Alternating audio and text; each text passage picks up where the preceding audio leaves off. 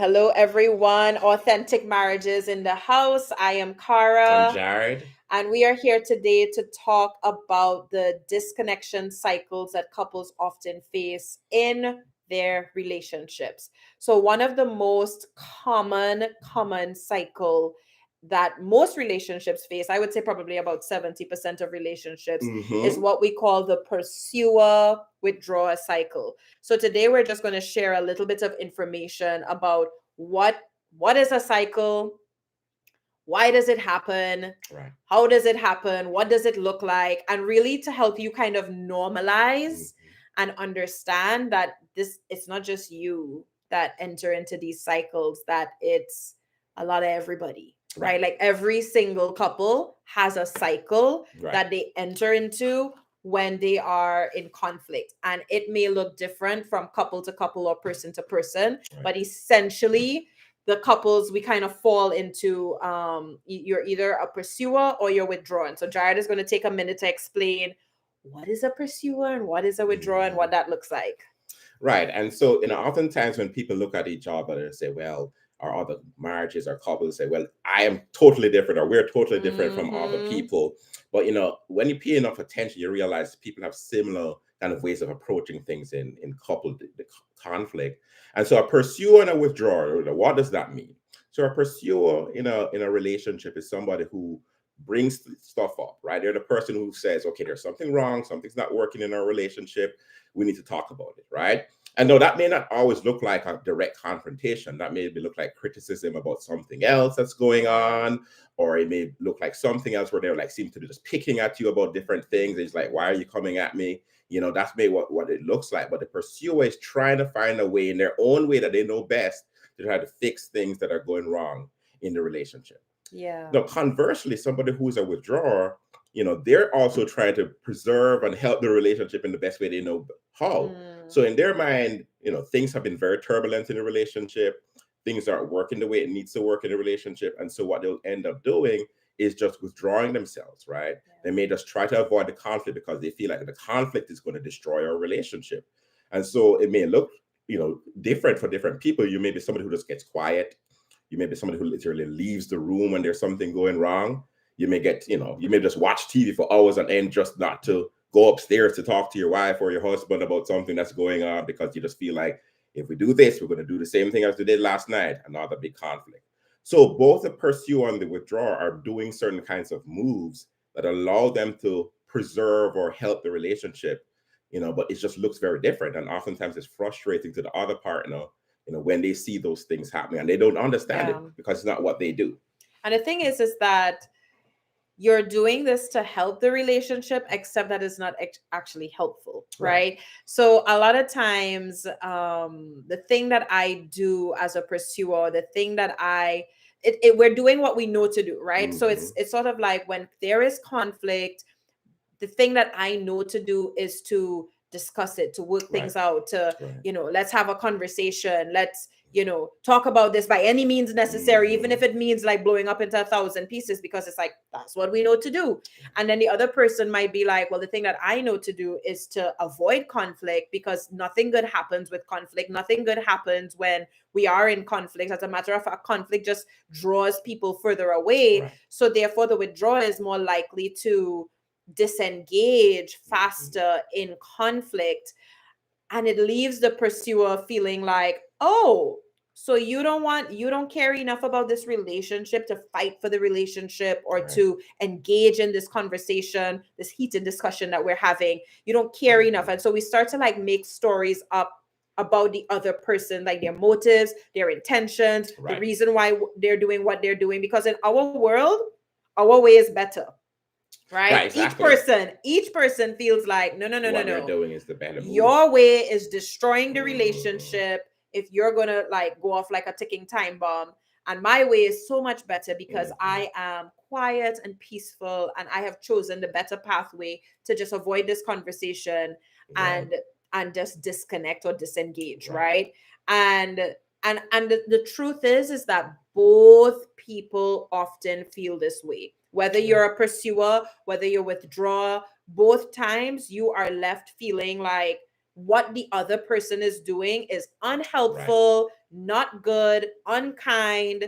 They just about themselves. Like I hear so many, like the word that's getting thrown around the most these days is narcissistic, right? Like Yeah. everybody's husband apparently word. is narcissistic, right?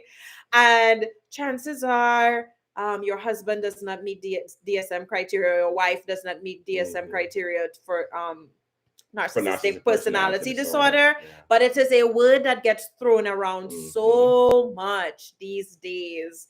And the truth is that the characteristics or the things that people do when they are triggered, you can have traits of anything, right? But at the end of the day, the reason why we react these ways in a relationship and in those spaces is because we are triggered. And when we are triggered in a relationship, we spiral into a cycle. And so first comes the trigger, right? And a trigger could be anything. A trigger could be really benign. A trigger could just be something that I just thought of today. Like I was just thinking and a thought came to my head about something that happened in the past, and now I'm triggered, now I'm flooded, now I feel like emotionally vulnerable. And if I go to my partner to try to tell them or explain to them what's wrong or what they did wrong, they get triggered by my response, by my criticism, by my blaming, by my tone, by my facial expressions, all the things. They're like, as humans, we pick up a lot of not only what's said but what's not said, right? There's just like so much like energetic type of communication that we do through our facial expressions, our body language, and even just energy that we give off. And so that could trigger the other person. I'm already triggered. Now I'm triggering you. And now we're now in this cycle. And so now my role in the cycle is I'm going to pursue hard. So I'm going to criticize. I'm going to tell you about yourself. I'm going to blame you. I'm going to point out all the things that you've done wrong. I'm going to, be like an investigator and give you all the reasons why I am justified to feel upset, angry, hurt, or whatever the case is.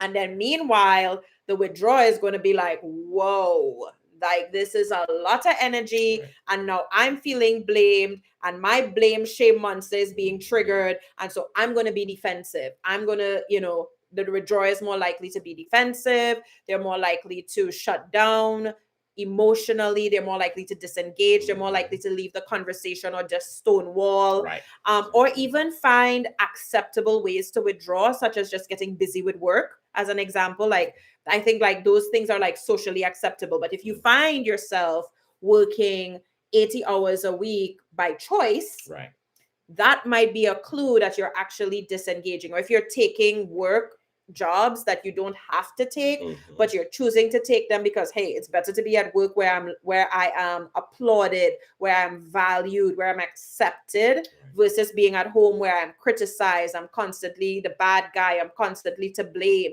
That's a way to withdraw in a quote unquote safe way. Right. And one of the big things is that, people feel very validated in their approaches, right? Yes. So that's one of the things that's very frustrating sometimes to the partner, because it just doesn't make sense to them. But to you, it makes total sense what you're doing.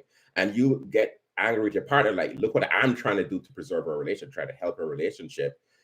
I am holding all of this stuff in, or I am fighting as hard as I can, even though it hurts me to talk about certain things, and you're not engaging, right? So both partners feel like I'm doing the very best thing I can to help this relationship, and you're doing quite the literal opposite. And so that breeds even more kind of disconnection and more kinds of frustration and anger that turns into more triggers, because you try to approach the situation. You may even say, you know what, let's have a conversation about what's going on.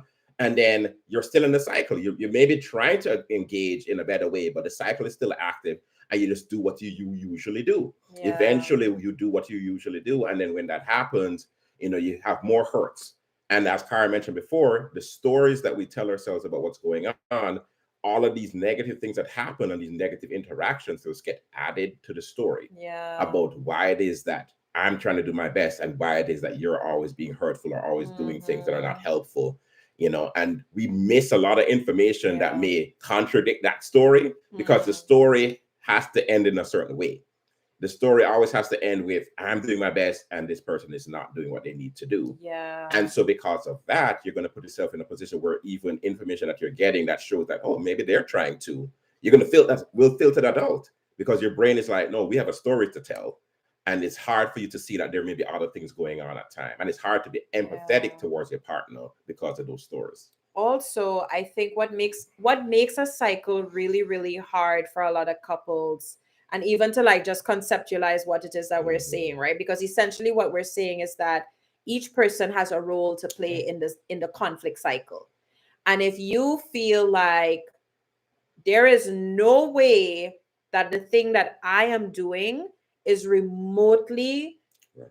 like on the same level Yes, as the yes. thing that you're doing, Right. right? Like I might be, like if I'm a withdrawer, I might be like so justified in my head to be like if I'm quiet Right. and I don't engage, there is no way that that could be comparable to if you turn into a Mm. fire breathing dragon and start to like, be really angry Right. and escalated and throwing fiery darts at me and being super critical Mhm. and borderline verbally abusive. There's no way that you could compare Right. verbal abuse, anything that Right. that is coming Seems that out, way, what exactly. seems like verbal abuse, like Mm. this just you're just being like as I say, like a fire breathing dragon is like coming at Mhm. you, and then you're like, and all I'm doing is like just being quiet or withdrawing or Right. walking away. Like how on earth could me walking away and you being a fire breathing Right. dragon be kind of like, equal, Comparable. And comparable, right? exactly. And then conversely, if you're somebody who's a pursuer and you say, you know what, I'm really fighting for this relationship. I really want us to engage on this topic, right? And what's going wrong and what's not working for us. And then the other person refuses to engage you, then it's like, well, this person is being a coward. This person doesn't care. They're cold and unfeeling. And, I'm literally keeping our relationship on life support by everything I'm doing. And you're over in this corner, just not engaging, not doing anything, working 80 hours a week or whatever it is. And you don't care about us. You don't care Yeah. about her relationship. And so in your mind, it's like, at least I'm fighting, at least I care. And you're just over there just being this cold popsicle, just not doing anything, not engaging in any way. How could it be that what you're doing is as equally valid as what I'm doing? And so in those Yeah. stances, as I said before, it's hard to be empathetic towards the other Yeah. person during those situations. It's very hard Yeah. to do that. And I would say like, I think like one of the things that I encourage like my clients to do is to remove the idea, like to remove this this right or wrong, who is right and who is wrong, right? Like let's just call the cycle unhelpful, right? Like when we engage in a negative cycle, it is actually unhelpful to our relationship, whether you're the pursuer or Right. whether you're the withdrawer, despite how you feel that your moves are better than or significantly probably more helpful in the relationship than the withdrawer. So the cycle is generally speaking unhelpful, Right. right? Across the board, it's just unhelpful. It breeds disconnection. Mhm. It causes partners to feel just more isolated and more Right. alone in their relationship. And so that's how I would like to reframe it. I would like to reframe it as let's move from who's right, who's Mhm. wrong, to whatever we're doing in this disconnection cycle is just really unhelpful to our relationship.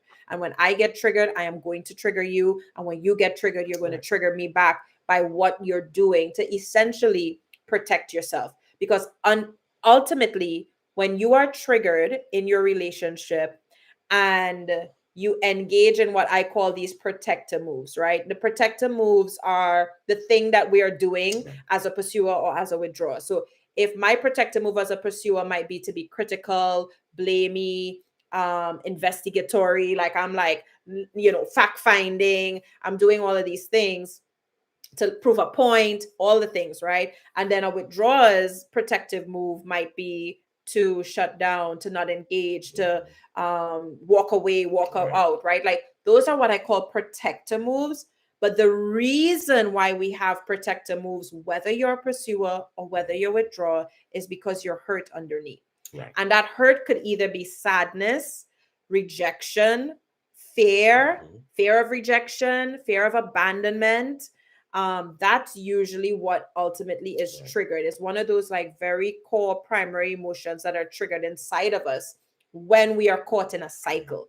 But oftentimes, No one sees this. Right. The pursuer doesn't know that their core trigger is being, like activated, like the fear of abandonment or rejection or sadness. The withdrawer doesn't know that their core triggers are their core emotions are being triggered as well into feeling fear of failing, Right. Fear of the relationship just disintegrating and turning into nothing, right? Those are the things that are often triggered in a cycle, but no one sees that in the chaos. Exactly. Right? Like no one is seeing those things, those core emotions in the chaos. Those are the things that get lost. And I refer to that as like your heart is what is getting Right. lost in the cycle. Your heart, that feeling that you're experiencing, that rejection, like if a withdrawal leaves the room, chances are the pursuer is feeling abandoned. Right. They're feeling rejected, right?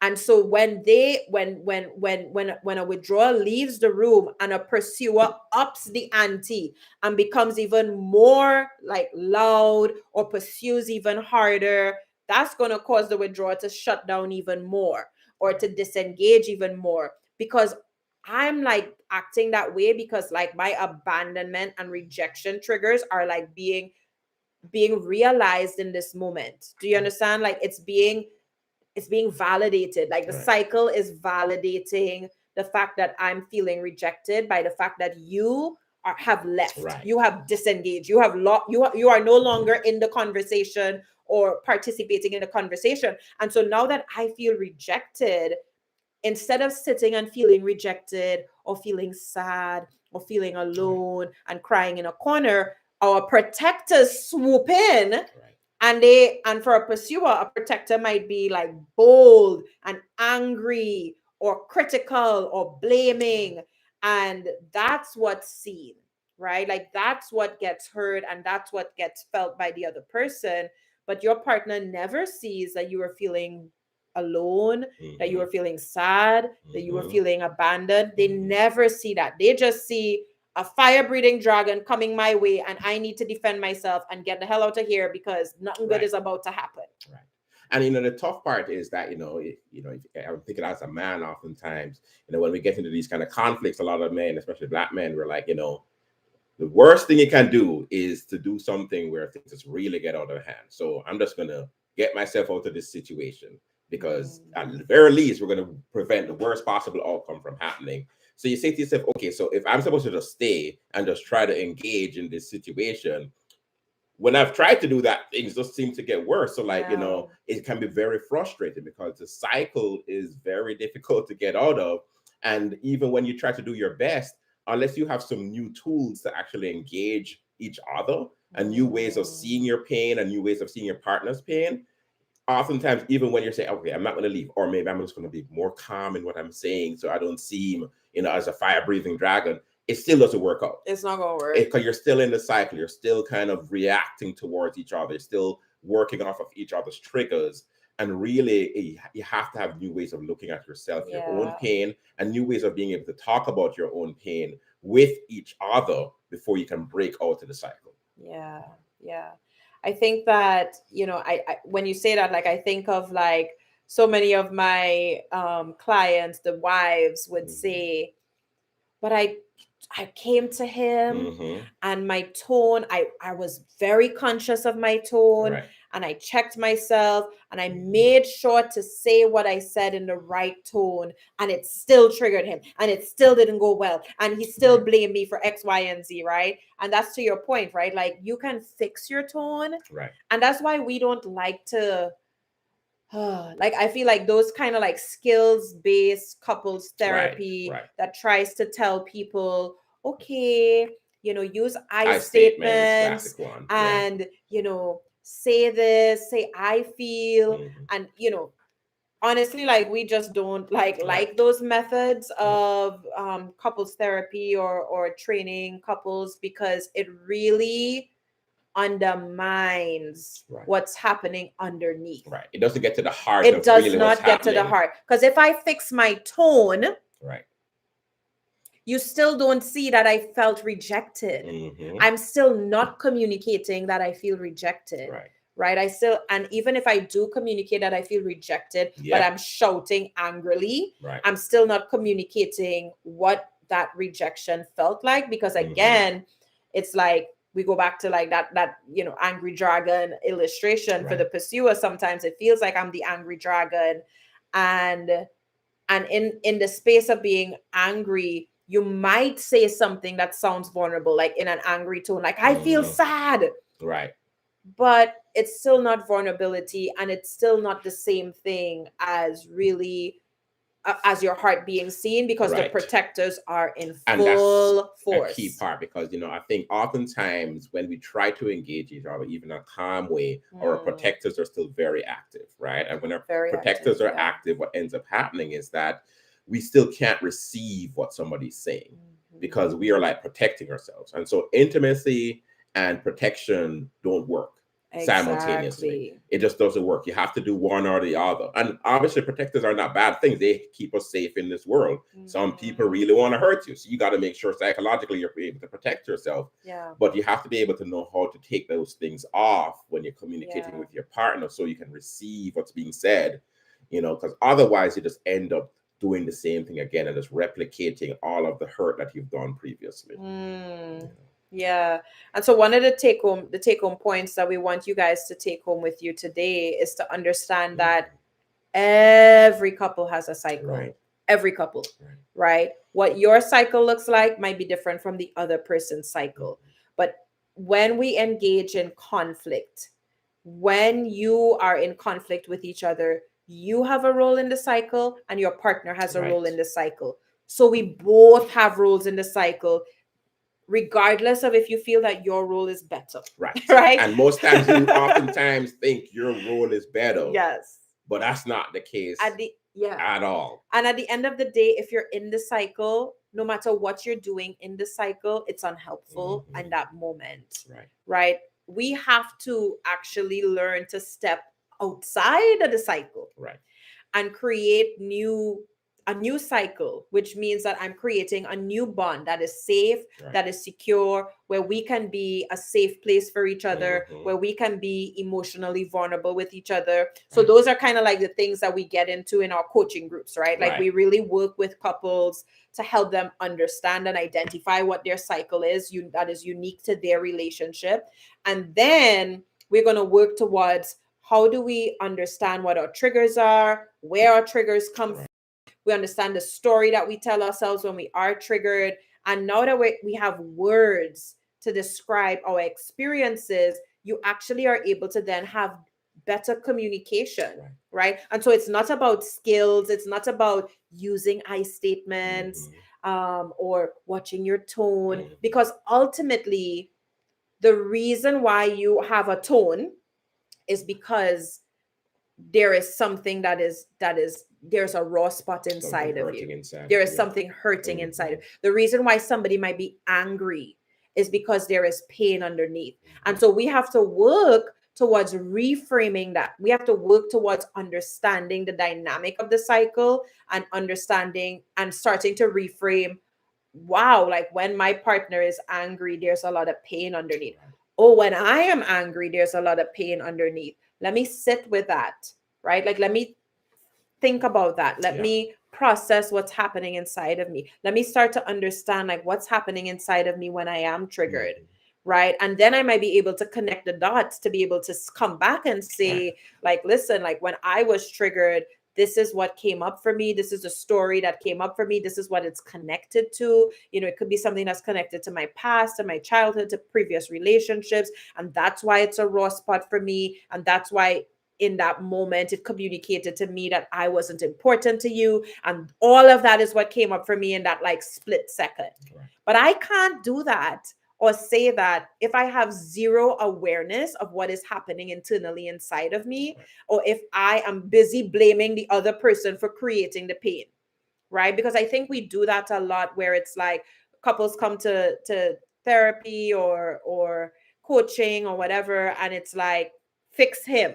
Because he's the narcissist, right? Like he's the one that's the narcissist. He's the one that gaslights, that does XYZ. And so because like there's this person that does these things that are quote unquote wrong, Right. like it's a bigger wrong, right? It's a Right. bigger wrong than what you're doing. The action tendency is to want to say, no, they are the problem, Right. I am the victim, and you need to help them realize that they're the problem and fix them. Right. I mean, obviously, there's legitimate situations where, like, there's really bad Yes. things happening where somebody's like victimizing their partner, Physical or abuse. emotionally, Yeah. But the vast majority of situations, that's not what happened. That's just Yeah. not what's happening. And so, understanding that, then it forces self-reflection. Mhm. It forces self-reflection because it's very easy to understand how we are hurt by our partners. Yeah. But we have lived in our bodies our entire lives. We have not lived in our partner's body, not one day. So we don't know how our actions affect them. We have no clue. Yeah. We can only imagine. And usually our emotional imaginations are very small. We are unable to see the magnitude of how we affect our partners. It takes work. Yeah. It takes work and understanding and patience to kind of understand, okay, what I do and say really has a significant effect on my partner.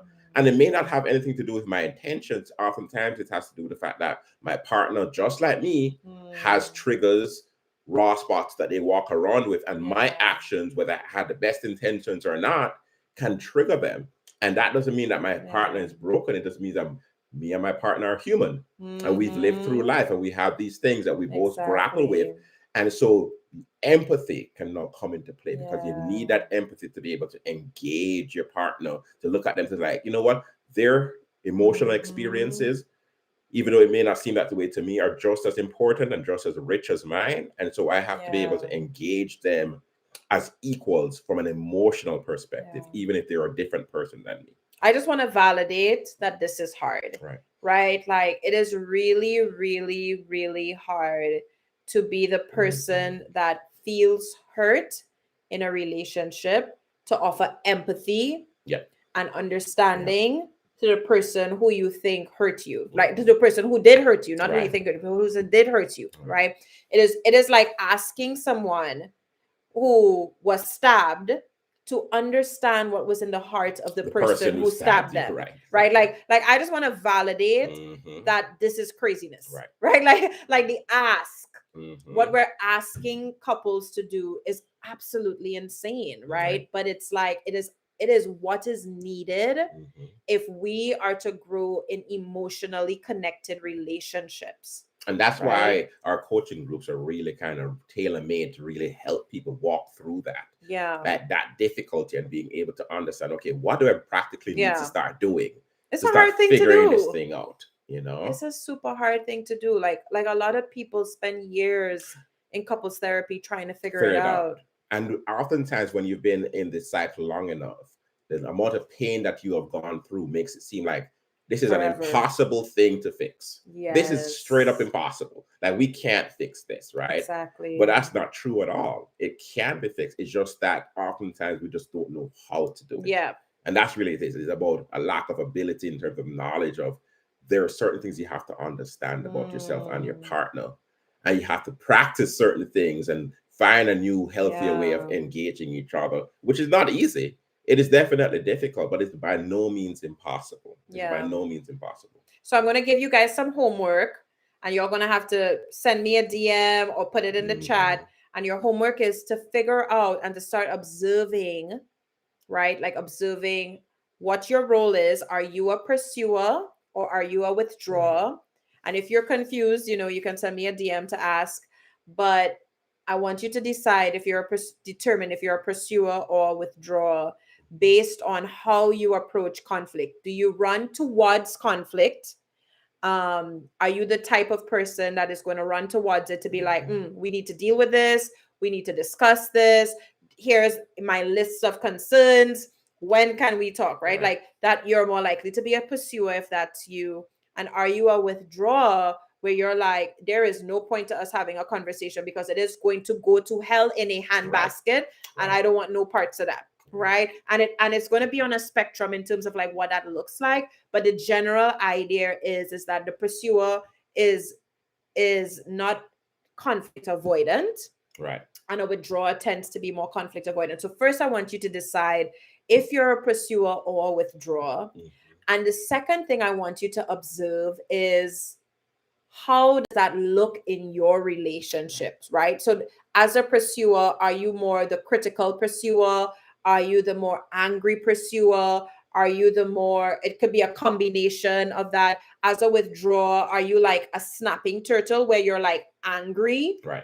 and you snap and then you withdraw, Right. right? But the purpose of snapping is to shut down Shut the down the topic, conversation leave me alone. versus like prolong or engage the conversation. Right. Whereas a pursuer, their anger is to prolong and to engage and to keep the conversation going, because the goal is to like figure it out, right? Like to fix it, to solve the pain that they're experiencing. So figure out if you're a pursuer or withdrawer, number one. And then number two, start to notice what you do. Like just notice, just from a non-judgmental place of curiosity, just observe. Like I want us to start depersonalizing the idea that a pursuer is wrong or a withdrawer is Right. wrong. And let's just say the things that we do when we are in a cycle is just unhelpful. Right. But it's the thing that I do to protect myself. So if I need to protect myself, it also means I'm not emotionally safe. Right. And it also means that there's something inside of me that needs to be protected.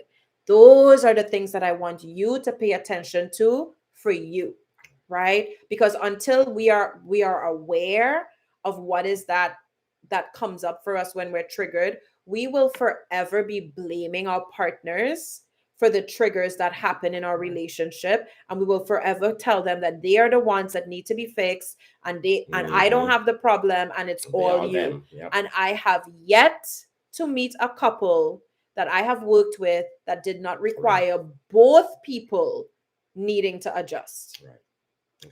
Exactly.